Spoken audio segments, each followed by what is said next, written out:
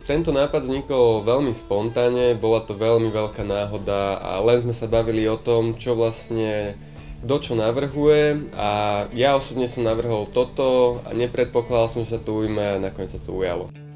Pre mňa ako hlavnú postavu pri natáčaní bol najnáročnejšie asi počasie a zároveň aj tenisová hra s Milanom, ktorá nebola úplne najideálnejšia, ale podarilo sa nám to. Bolo to problematické, ale všetko sme časom zvládli.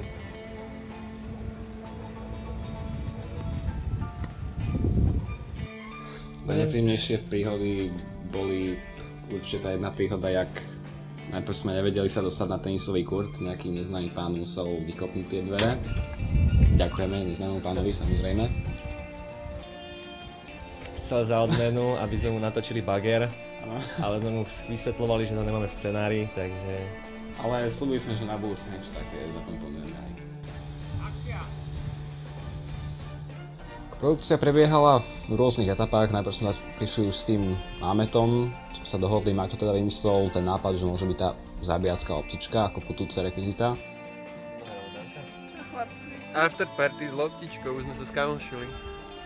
Nám sa ten nápad zapáčil a celkovo sme potom začali už prichádzať nejako s rozvinutým príbehom, ako by vlastne sa mohlo prebiehať. Napísal sa literárny scenár, tam sa spravili už potom nejaké menšie doladenia, trošku sme to vyladili, aby to trošku lepšie na seba nadväzovalo. Spravil sa technický scenár, samozrejme aj storyboard sme si pripravili, aby sme lepšie vedeli si zábery predstaviť a potom sa už vrhli do toho natáčania.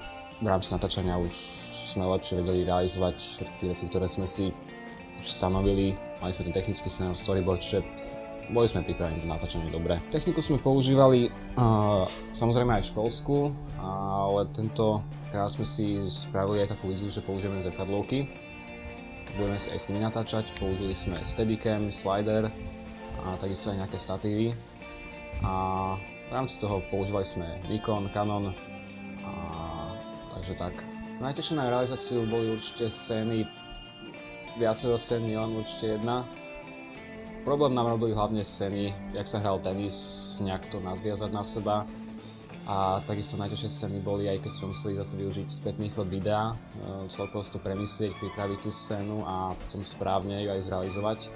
Čiže to určite zabralo kúsok času a nakoniec sa dobre vyšlo.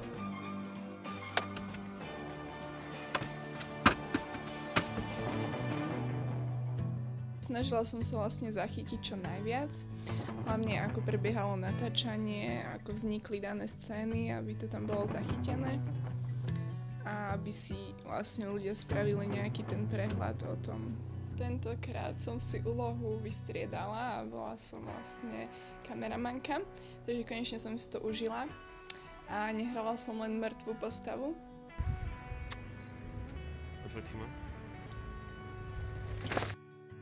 Pieklo veľmi slnko a doplatili sme na to všetci, ale akože aspoň sme sa trošku opálili pred letom. Čekuj moje opálenie, bracho.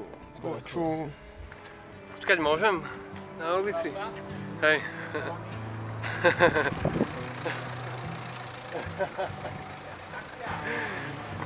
Čakajte. Dobre, ostaňte tam.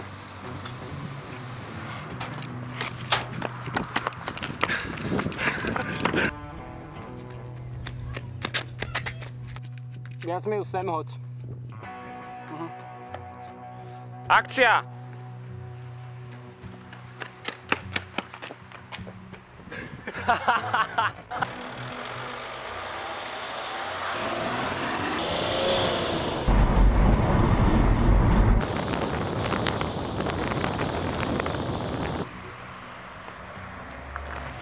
Chytro, poď sem, chytro. Zdá sa mi, že Danka bola v závere. Znova. Počkej. Takže, alebo že...